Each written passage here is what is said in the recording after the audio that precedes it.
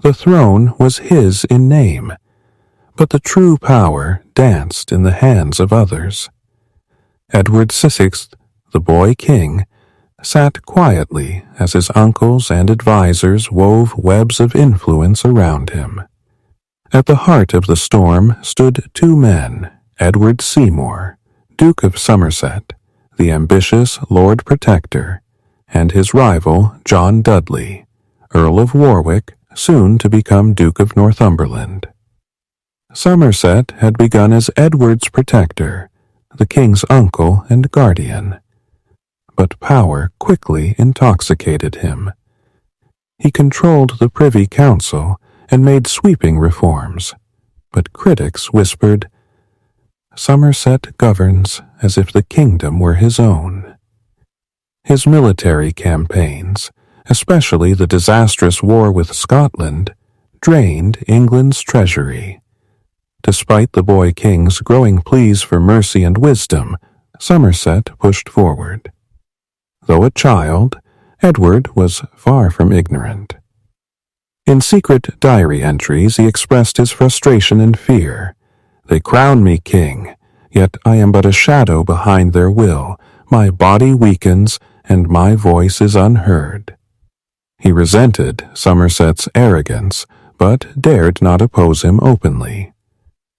John Dudley, Earl of Warwick, saw Somerset's failings and plotted his fall.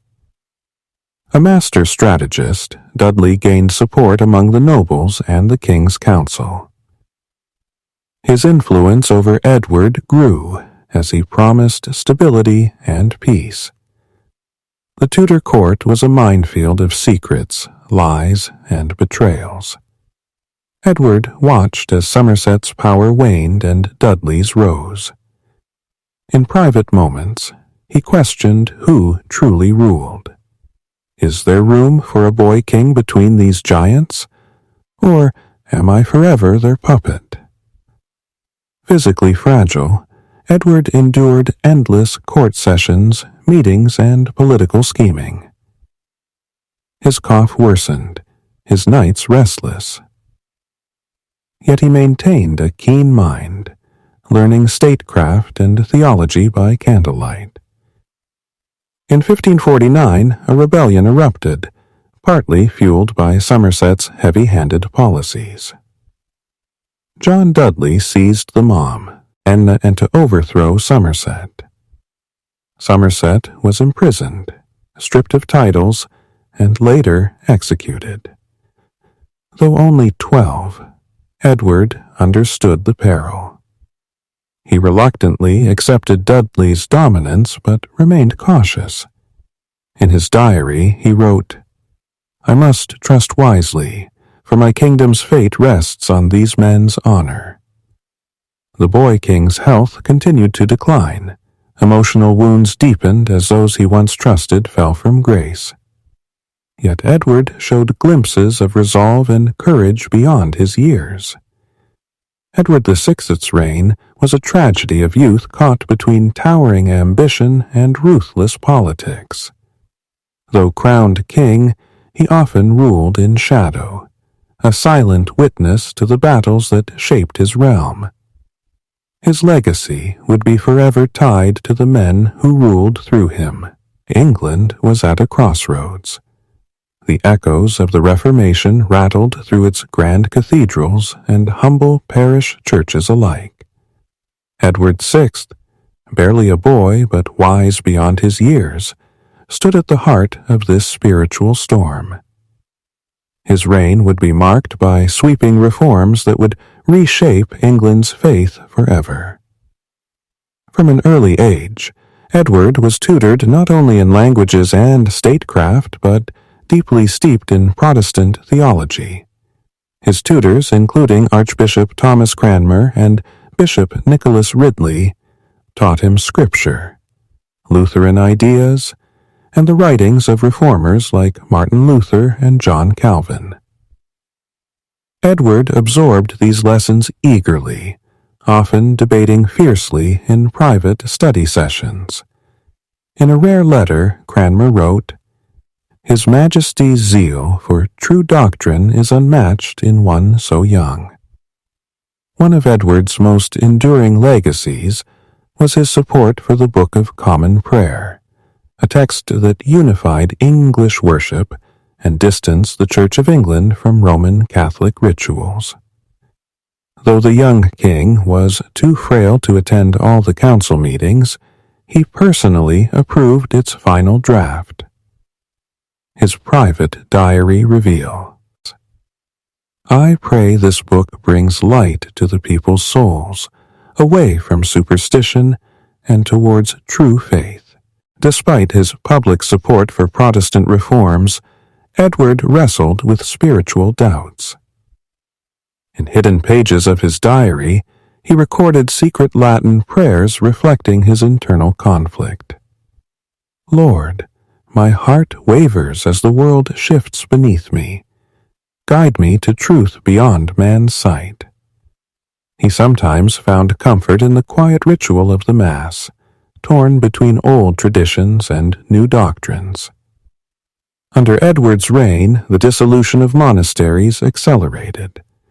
Once great abbeys were dismantled, their lands sold to nobles. This caused unrest among common folk who relied on monasteries for charity and sanctuary. Edward's diaries show his awareness of the turmoil. "The poor suffer as the mighty gain. I fear my reforms may bring pain as well as light." Religious reforms faced fierce resistance from Catholic sympathizers within England's nobility and clergy. Plots to restore Catholicism brewed quietly. Edward's council kept a wary eye on dissenters, and some were imprisoned or executed. The young king's diary hints at growing paranoia. Enemies lurk in shadowed halls, speaking false prayers and plotting our ruin. Away from court, Edward kept a strict personal routine of prayer and study. He rose early to read scripture in multiple languages and often fasted. His chaplain, Hugh Latimer, noted, "Though a child, Edward's devotion was deep and sincere beyond many elders." Bearing the mantle of England's religious transformation weighed heavily on Edward. His physical health deteriorated alongside the strain of leadership. Yet he maintained courage and conviction. His diary poignantly states, "Though my body fails, my spirit stands firm in God's grace." Edward VI's reign was short, but his religious reforms set England on a new course. A boy king shaped by faith, duty, and doubt, he remains a poignant symbol of youthful struggle against the tides of history. By what? 553. Edward VI was a shadow of his former self. The relentless cough, the fevers, and the night sweats had taken a toll no medicine could heal. His frail body lay in the royal chambers of Whitehall Palace, wrapped in fine silks, but unable to escape the creeping shadow of death. In hidden pages of his private diary, Edward poured out his fears and hopes. "I feel the cold creeping into my bones, yet my heart clings to hope, though the oars grow short. May God forgive my sins and guide my kingdom after I am gone." These intimate words revealed the deep spiritual struggle of a boy burdened with kingship and mortality. Edward's impending death sparked a fierce struggle for the throne. He knew his half-sisters, Mary and Elizabeth, had competing claims. Fearing the return of Catholicism under Mary, Edward sought to alter the line of succession. In a secret document known as the Devise for the Succession, Edward named his cousin Lady Jane Grey as his heir, bypassing his half-sisters. This decision shocked the realm and sowed seeds of conflict. His diary hints at his anguish. "I choose Lady Jane, not for ambition, but to preserve the faith I hold dear. Despite weakness, Edward met with trusted advisers and wrote letters urging loyalty to Jane Grey. He spoke privately with his chaplain Hugh Latimer, confessing fears but affirming faith. On July 6, 1553, Edward VI passed away. Legend says he whispered, "Lord, into thy hands I commend my spirit." His body was prepared for burial with Tudor ceremony, but remained fragile evidence of a life cut short. Centuries later, when his tomb was opened, historians found his coffin badly decayed and his remains fragile, a testament to his delicate health even in death. Lady Jane Grey's brief reign followed, plunging England into turmoil.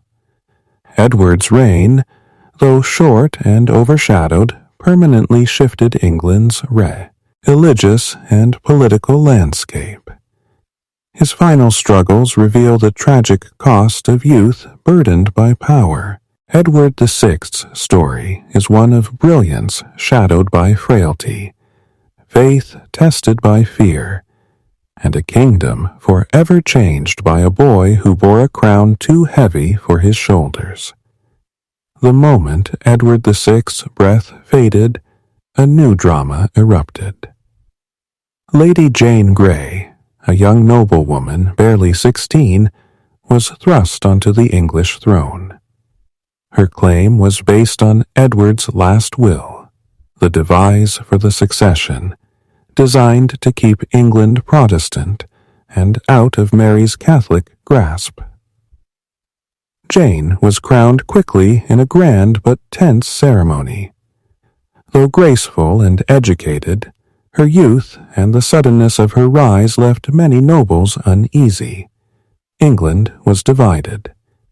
Mary Tudor, Edward's older half-sister, gathered supporters, including powerful Catholic nobles and the common people, who rallied for her rightful claim. The Tudor court fractured into bitter factions. Despite her regal appearance, Jane was deeply conflicted. In her personal letters, she expressed fear and uncertainty. "I wear this crown as a weight I never sought, my heart heavy with doubts and prayers." Mary's army marched swiftly toward London. Supporters cheered her arrival. Jane's hold on power began to crumble. After just 9 days, Jane was deposed. She was imprisoned in the Tower of London, her fate hanging by a thread. Mary's accession meant a return to Catholicism, harsh persecution of Protestants, and political upheaval. The dream Edward and Jane had fought for flickered out, but the seeds of reform had taken root. Lady Jane Grey's 9 days on the throne symbolized the precariousness of power, especially for youth caught in the tide of history. Her tragic story echoes the painful legacies of Edward VI's reign. With Lady Jane Grey's fall, Mary Tudor was crowned Queen of England. Known as Mary Were, her reign marked a determined reversal of her half-brother Edward VI's Protestant reforms. Mary's deep Catholic faith guided her policies. She sought to restore the authority of the Pope and the Roman Catholic Church over England.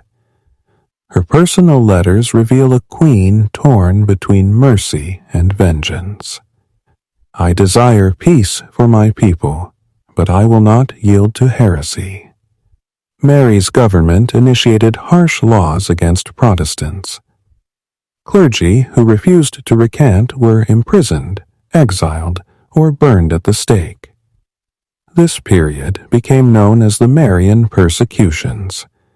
Among the most famous victims were Bishops Hugh Latimer and Nicholas Ridley, Edward VI's former tutors.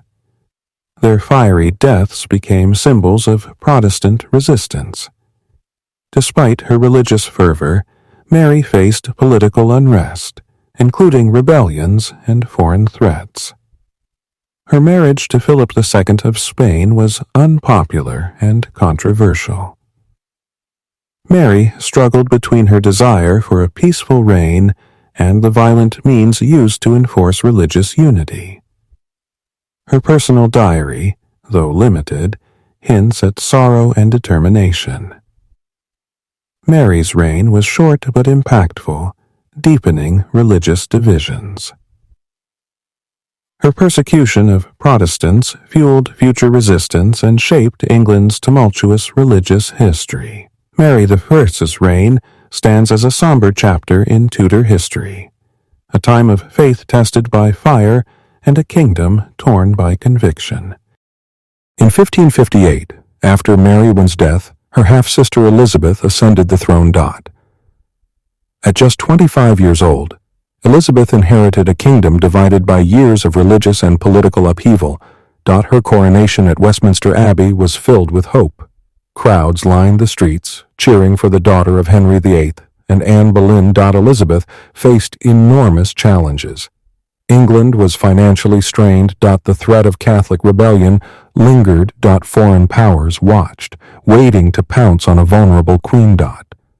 But Elizabeth was prepared. Her education under tutors like Roger Ascham gave her command over languages, philosophy, theology, and statecraft. Elizabeth's greatest achievement early in her reign was the Elizabethan religious settlement, 1559. This restored the Church of England's independence from Rome while avoiding extremes. She declared, "I will not make windows into men's souls," meaning public conformity mattered more than private belief. Elizabeth reinstated many of Edward VI's reforms, including the Book of Common Prayer with modifications, English liturgy instead of Latin, royal supremacy over the Church. Yet she avoided aggressively persecuting Catholics as Mary had persecuted Protestants, unless rebellion threatened her crown. Elizabeth's reign was threatened by Catholic plots supported by Spain and the Pope, the claim of Mary, Queen of Scots, to the English throne. Her secret spy network under Francis Walsingham uncovered many assassination conspiracies. Nobles pressured Elizabeth to marry to secure the Tudor line. But she famously declared, "I am married to England." Her refusal to marry became part of her mythos as the Virgin Queen, a ruler solely devoted to her realm. Under Elizabeth I, England flourished culturally. Shakespeare's plays graced London stages. Exploration expanded under men like Sir Francis Drake, art and literature, creating the Elizabethan Golden Age. Elizabeth's early reign restored Protestant stability, balanced religious tensions, and revived national pride after years of turmoil under Edward VI and Mary Worth. Her wisdom, caution, and charisma turned a vulnerable kingdom into a powerful realm, forever earning her the title Glorian, the Virgin Queen who saved England. As the sun set on 6 July 1553, England lost its child king. Edward VI was buried in Henry VII's Lady Chapel at Westminster Abbey, under a plain black marble slab, his body hidden below the grandeur of his ancestors. Few wept publicly. The court moved on swiftly to crown Lady Jane Grey and then Mary Wise. But Edward's short reign left behind deep and lasting shadows. Though Edward ruled only 6 years, his religious reforms forever changed England. The Book of Common Prayer reshaped English worship. Churches were stripped of Catholic icons. The belief that a monarch could dictate religious truth became cemented in the English psyche. Mary reversed many of Edward's policies, restoring Catholicism with harsh persecution. She saw her brother's reforms as heresy and his death as God's judgment upon a Protestant boy king. Yet her burnings of Protestants ignited resistance rather than loyalty. Elizabeth I, Edward's half-sister, restored Protestantism after Mary's death, but tempered it with political pragmatism. She avoided Edward's theological extremism. Her religious settlement was designed not for purity, but for stability. History remembers Edward VI in fragments. The angelic child king who died too soon, the cold reformer with no mercy for Catholics, the lonely scholar lost in scripture and fear, the puppet king ruled by Somerset and Northumberland, the boy with a mission, believing he was chosen to cleanse England. Edward's reign proved that religious transformation could be implemented from the throne downward. His cold resolve and intellectual faith became the model for future English Protestant monarchs. But his failure to unite his realm under one faith left England deeply divided for generations. In his diary, Edward once wrote, "What is a king but a mortal in God's hand, crowned to do his work, yet made of dust and fear?" This one line reveals his deepest truth. He was not merely a boy king or a reformer, but a child trapped in a role too large for his tender years. With Elizabeth's death in 1603, the Tudor dynasty ended. No heirs remained.